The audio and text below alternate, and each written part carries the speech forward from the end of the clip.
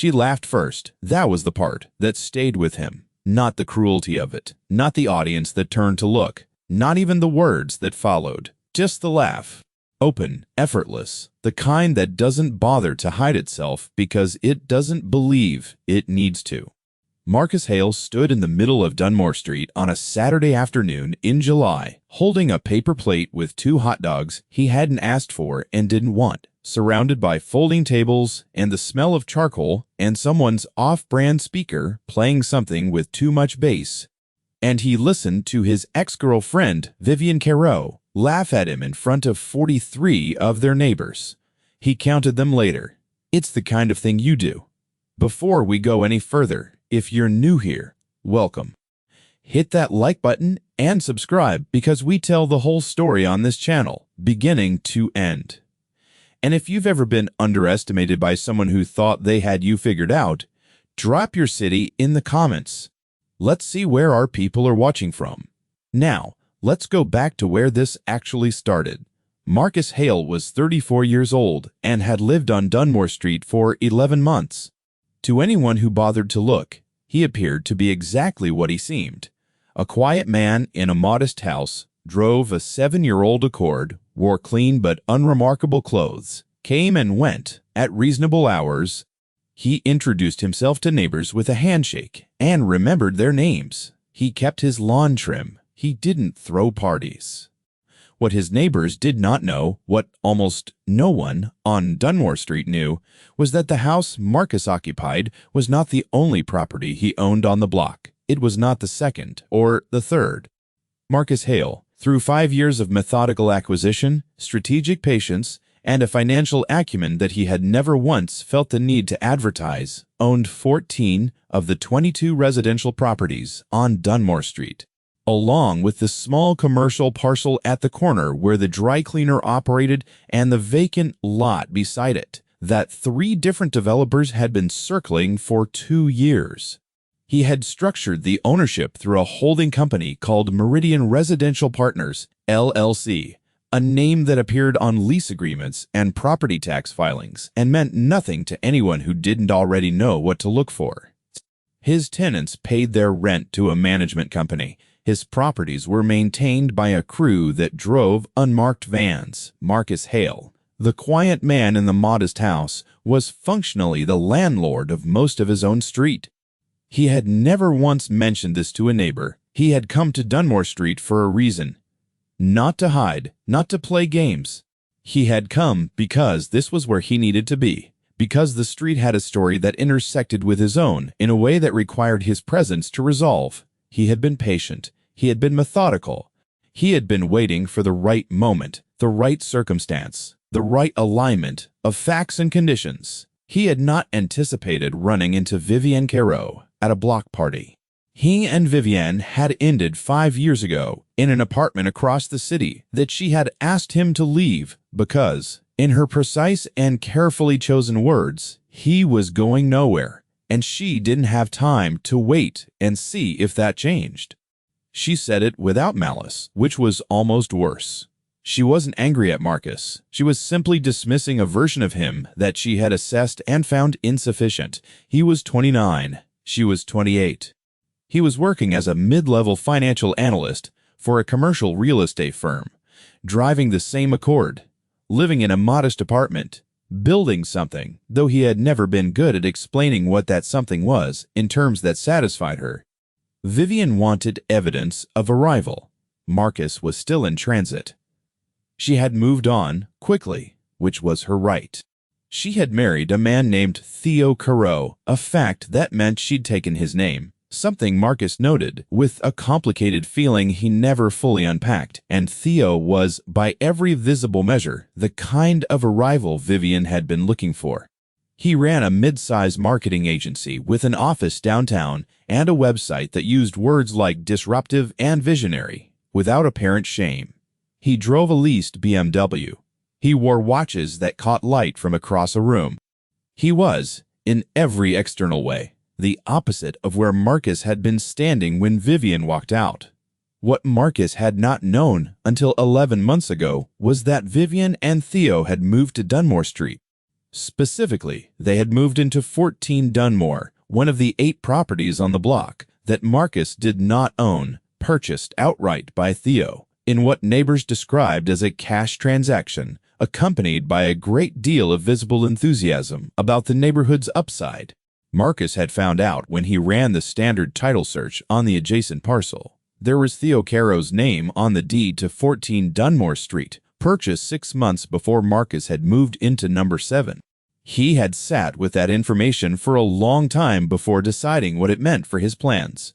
In the end, it didn't change them. If anything, it clarified them. He moved in on a Tuesday in August, carrying his own boxes. The block party was an annual tradition, organized this year by a woman named Dolores Whitman from number 11, who had been orchestrating the event for 19 years and approached it with the organizational intensity of a military logistics officer. Marcus had received the flyer 3 weeks in advance. He had planned to attend briefly, because brief attendance was what a normal neighbor would do, and Marcus had been a normal neighbor for 11 months and saw no reason to stop now. He had not expected to arrive at the folding tables and the off-brand speaker and find Vivian Carreau standing in the center of the block, in a white linen dress, holding a glass of rose, laughing at something Theo had just said. He had not expected her to turn at exactly the moment he was crossing the street, paper plate in hand. He had not expected the recognition to move across her face. First a flicker of confusion, then clarity, then something that was not quite amusement, but was already becoming it. "Marcus," she said. The word carried all the weight of a person encountering a piece of furniture they thought they donated years ago. Marcus looked at her and said her name in return, not cold, not warm, calibrated, Vivian. And then Theo was beside her, and Theo did what Theo did, which was assess. His eyes moved from Marcus's shoes to his car at the curb to his house behind him, and the assessment took approximately 4 seconds and produced a visible result. Theo relaxed. He relaxed the way people relax when they realize a threat isn't one. "You live here?" Vivian asked. She said it to Marcus, but she said it toward Theo, a small social triangulation that Marcus recognized immediately. "Number 7, Marcus said. "That little place," Theo said, and he said it the way people say things they believe are too obvious to be offensive. He was a man who confused confidence with impunity. Marcus looked at him. "It suits me," he said. That was when Vivian laughed. Not a cruel laugh. She would have said that and believed it. It was the laugh of someone who has just confirmed a private suspicion. The laugh of someone watching the end of a story they already knew. And the people nearby, Dolores Whitman, the couple from number 18, the group, clustered around the cooler, turned to look because laughter carries at a block party, and the slight shift in social temperature was perceptible to anyone paying attention. "It's good that you found something," Vivian said, and the kindness in her voice was its own particular architecture of condescension. She meant it. That was the thing about Vivian. She genuinely meant well within the framework of her hierarchy, and her hierarchy had Marcus residing somewhere well below the line she'd drawn for herself. Theo put his arm around her shoulders with the ease of a man displaying something he owned. "We've got the open floor plan in 14, he said. "You should see it. Completely renovated. We put a lot into this block." Marcus looked at the house at number 14. He had walked past it many times. In the past 11 months, it was a good house. Theo had, in fact, done a significant renovation. He could see it in the roofline and the new windows, and he knew from the building permit records that the work had cost Theo approximately $240,000. Marcus knew this because he had pulled the permits. He pulled permits the way other people checked the weather, habitually, automatically, as a matter of professional reflex. "Nice work," Marcus said, and he meant it, which was the most interesting part of the whole exchange. Marcus meant almost everything he said to people, even people who were looking past him. He ate his hot dogs. He spoke to Dolores Whitman about the raised garden bed she was installing along the side of her house and gave her a genuinely useful recommendation about soil drainage that she wrote down on a napkin. He spoke to the couple from number 18 about their fence and where the property line actually sat, which they had been arguing about with the neighbor at 20 for 3 years, and he was able to tell them from memory exactly where it was and why. He had a beer. He stayed 90 minutes. He walked home. He did not think about Vivian's laugh for the rest of the evening because he had learned something important in the 5 years since she left, which was that the opinions of people operating on incomplete information were not worth the weight of your attention. But something else had happened at that block party, something Theo had said casually to the group near the cooler, in the confident, rolling voice of a man who considers himself the kind of person worth listening to. It came from Dolores Whitman 3 days later, when she stopped by to drop off a jar of the preserved tomatoes she made every summer for her neighbors. She was standing on Marcus's porch, tomatoes in hand, and she had the particular energy of someone carrying news they aren't sure how to categorize. "Your friend from the party," she said. "He's not my friend," Marcus said, and then, more gently, "What about him?" Dolores told him what Theo had said. Specifically that Theo had been approached by a development group, a company called Vantage Capital, that was interested in acquiring properties on Dunmore Street for a mixed-use redevelopment project.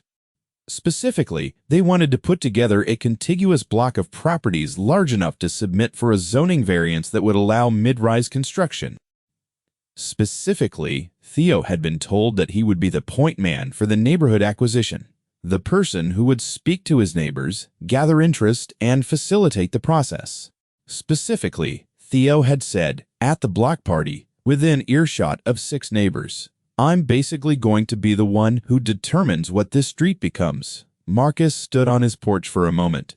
The late afternoon light was doing something particular with the maples on the south side of the street, going golden and specific in the way it does in July.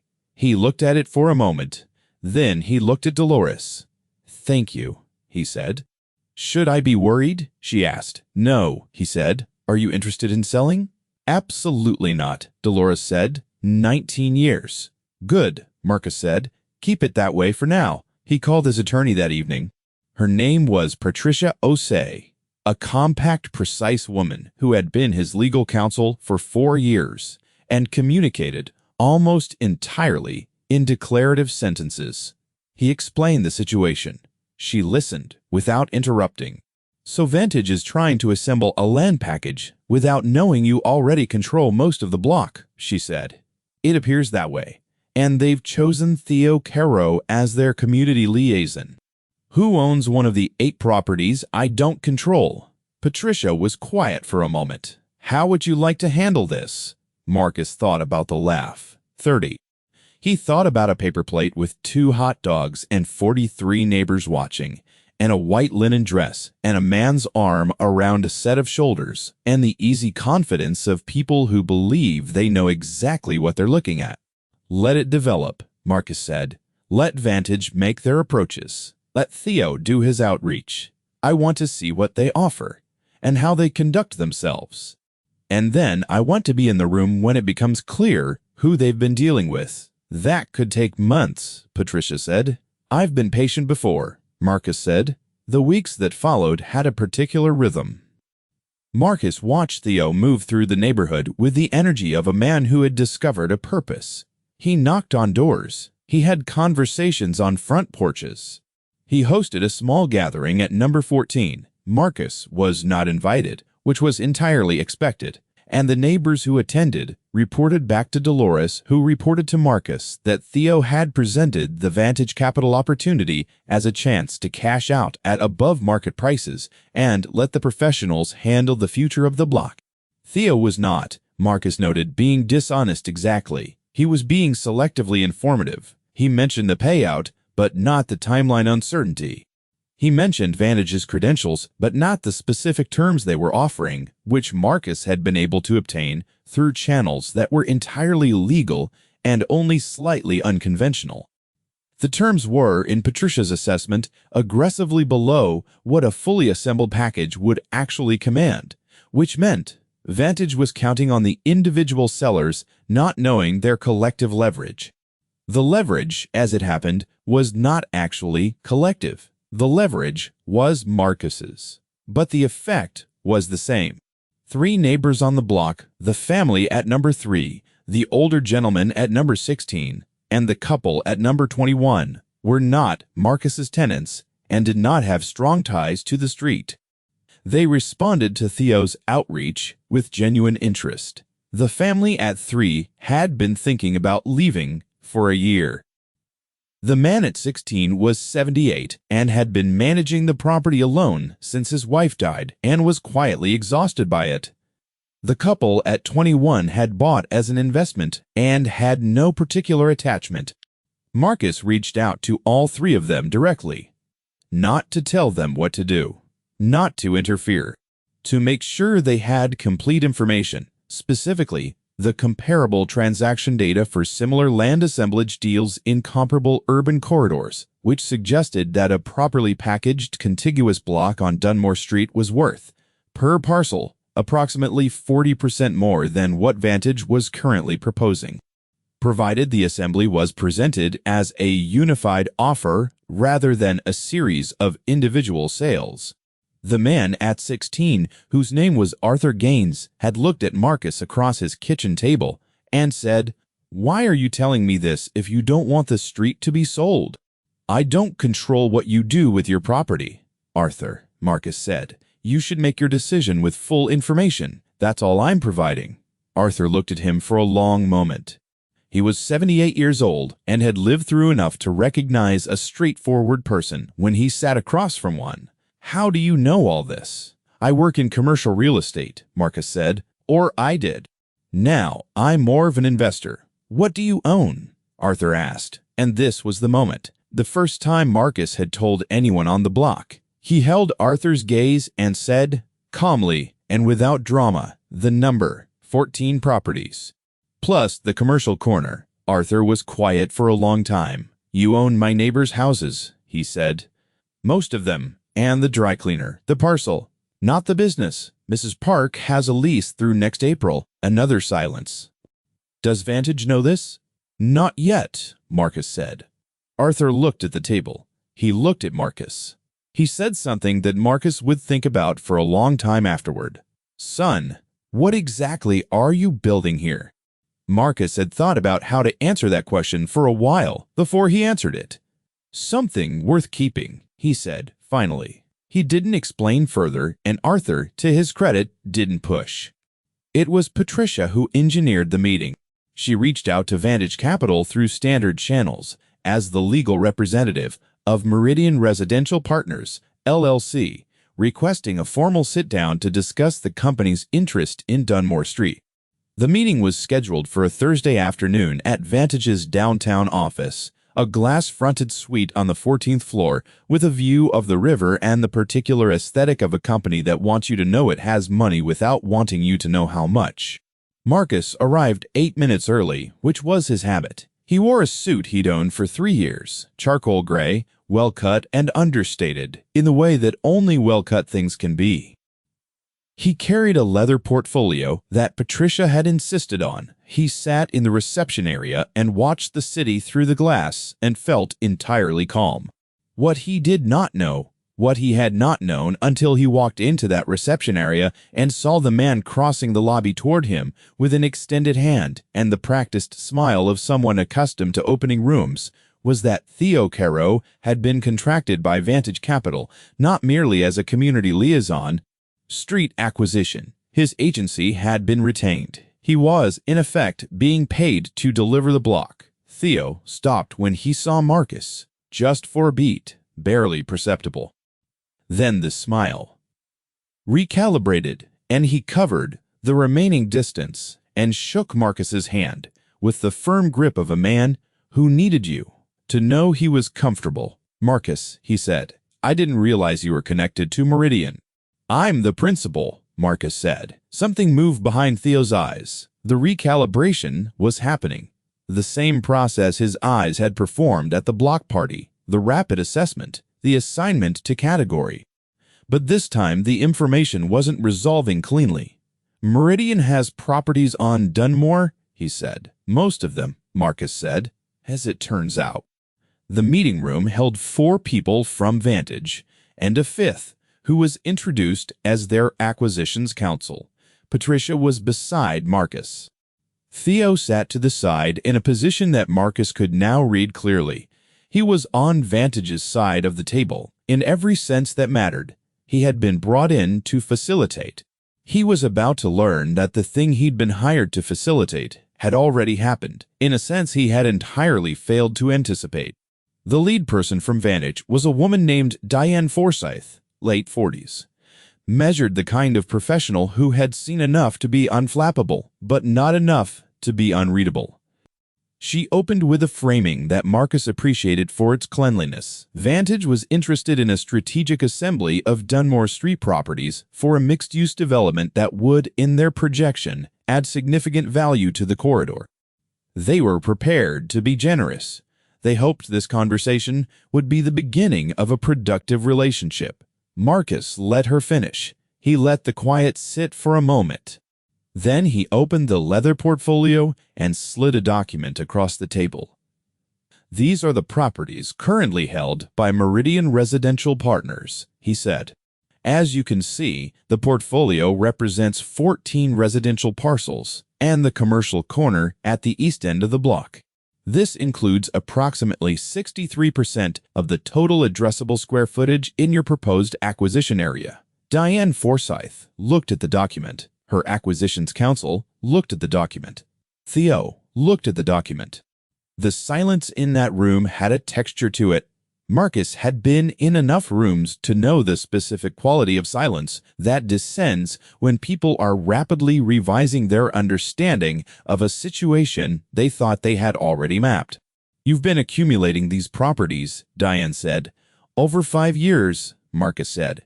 "Under Meridian, which is my company." "Yes." Theo was very still. He had the look of a man watching a magic trick that he couldn't quite resolve. Not impressed exactly, but not able to dismiss it either. His comfortable recalibration had stalled entirely. The category he'd assigned Marcus to didn't have a slot for this. "Why?" Diane asked. It was a direct question, and Marcus respected it. "Because I believed the corridor had significant long-term value," he said. "And because the current residents, many of whom are my tenants, deserve to have their interests represented by someone who is actually aligned with them." Diane looked at him. "And are you aligned with us?" "That depends on what you're proposing," Marcus said, "and how you're proposing it." What followed was 2 hours of the most substantive conversation Marcus had had in years. Vantage's initial approach had been structured around the assumption of fractured ownership, each seller operating independently, without knowledge of the other's situations, each one taking the best individual deal they could negotiate against a sophisticated buyer. It was not an unusual approach. It was not even unethical, exactly, in the narrow sense. It was simply optimized for the buyer. That optimization was now void. With Meridian controlling 63% of the assemblage, Marcus held what Patricia had correctly identified as blocking position. Vantage could not assemble a package of sufficient size and contiguity for their zoning variants without Meridian's cooperation. They could buy the remaining properties, including number 14, including Theo's house, and it would mean nothing without the Meridian parcels. Marcus had not set out to acquire leverage over this deal specifically, but he had built it anyway, and it was now as solid as the buildings it represented. He was not, he told Diane Forsyth, opposed to a sale. He was opposed to a sale that undervalued the asset or disadvantaged the remaining independent owners. He was particularly opposed to an information asymmetry that allowed Vantage to negotiate individual purchases from his neighbors without those neighbors understanding the collective value of what they held. "What are you proposing?" Diane asked. "A unified transaction," Marcus said. "Meridian's portfolio plus the remaining 8 independent owners, negotiated as a single package. The premium over current individual pricing goes to all sellers proportionally, not just to Meridian. My attorney has prepared a framework." He nodded to Patricia, who slid a second document across the table. Diane looked at it. Her counsel looked at it. Theo looked at it with the expression of a man who has just understood something several weeks too late. The framework was, by any objective assessment, fair. It was more than fair. It was structured so that the independent owners, including the family at number 3 Arthur Gaines and the couple at 21, would receive the market-corrected per-parcel price that acknowledged their place in a unified assemblage rather than their individual leverage as isolated sellers.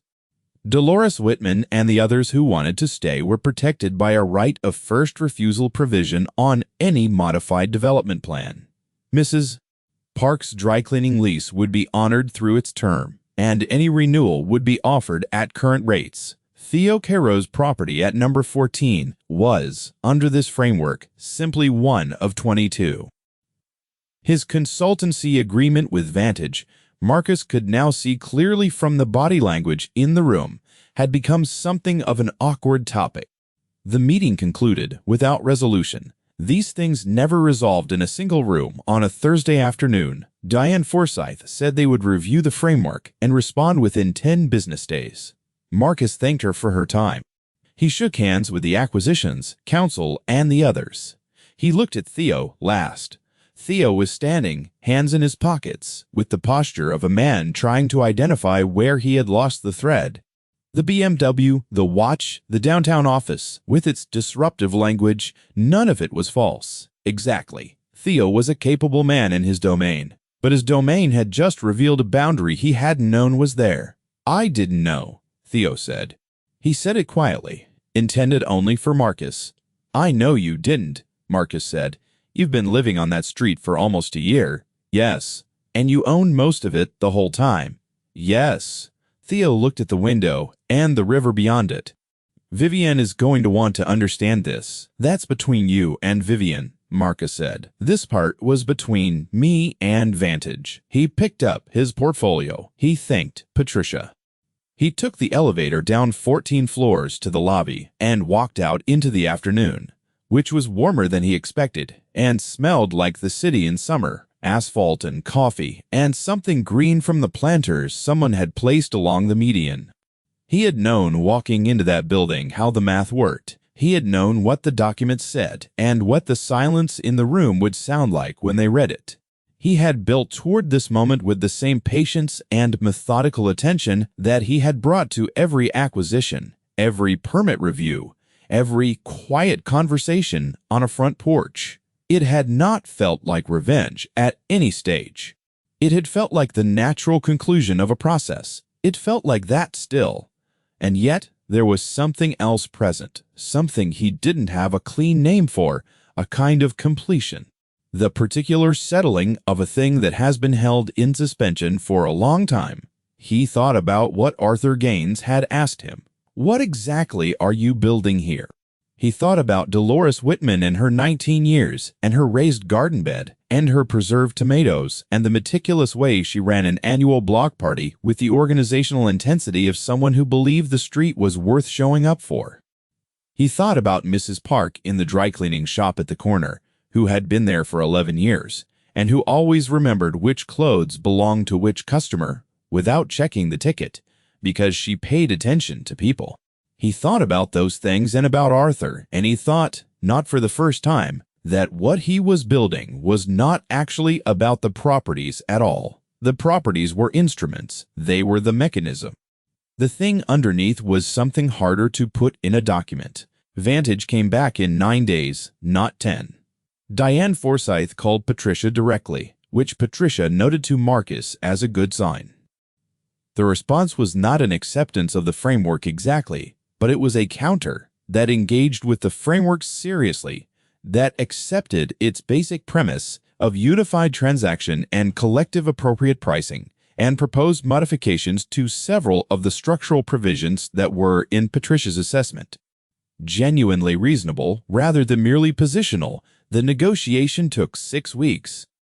Marcus sat at his kitchen table in number 7 on Dunmore Street and reviewed documents in the evenings and walked the block in the mornings and spoke to his tenants about things that had nothing to do with the transaction.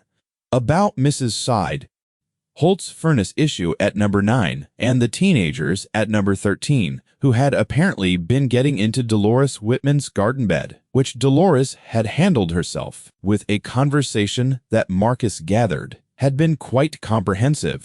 At one point during those 6 weeks, Vivian knocked on his door. He answered it. She was standing on his porch in the early evening, with her hands wrapped around a coffee cup that had clearly come from her own kitchen. A gesture that made the whole thing feel more considered than a casual visit, as though she needed the prop to manage the conversation. "Can I come in?" she asked. He stepped aside. She stood in his living room and looked at it with an expression he couldn't fully read. She was taking in the books, the drafting table he'd set up near the window, the careful order of everything. It was a modest space, and it was entirely his, and something about her stillness said she was recalibrating the space the same way the room advantage had required recalibrating. "Theo told me about the meeting," she said. "I figured. He said Meridian owns most of the block." "Yes." She was quiet for a moment. "You've been here almost a year." "Almost a year," he agreed. "You never said anything." He looked at her. "You didn't ask," he said. It wasn't an accusation. It was simply accurate, and they both knew it. Vivian sat down without being invited, which was an old habit of hers that he had forgotten. She set her coffee cup on the table and looked at it. "I laughed at you at the party," she said. "Yes, that was." She stopped, started again. "I thought I was seeing something clearly." "You were seeing exactly what I looked like," Marcus said. "You just didn't have all the information." "That's very generous. It's just true," he said. She looked up. "Are you angry at me?"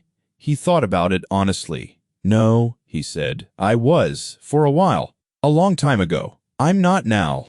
He said it without warmth and without coldness, which seemed to be the thing that landed most fully, because she looked at the coffee cup again and was quiet for a while.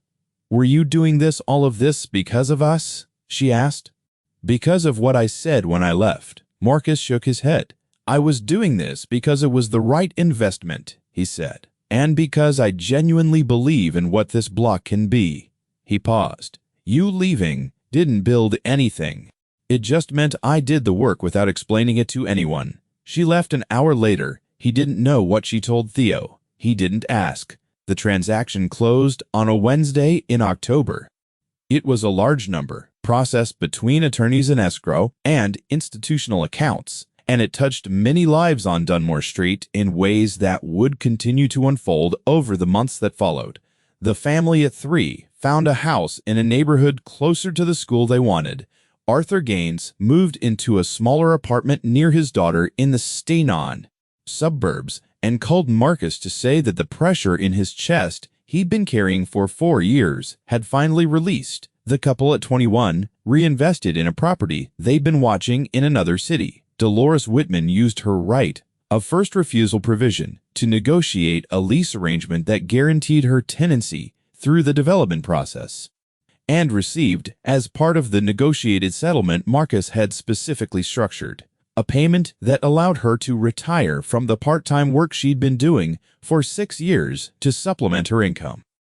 She had not known, when she knocked on Marcus's door with preserved tomatoes, that she was speaking to the person who would engineer that outcome. Marcus had not told her.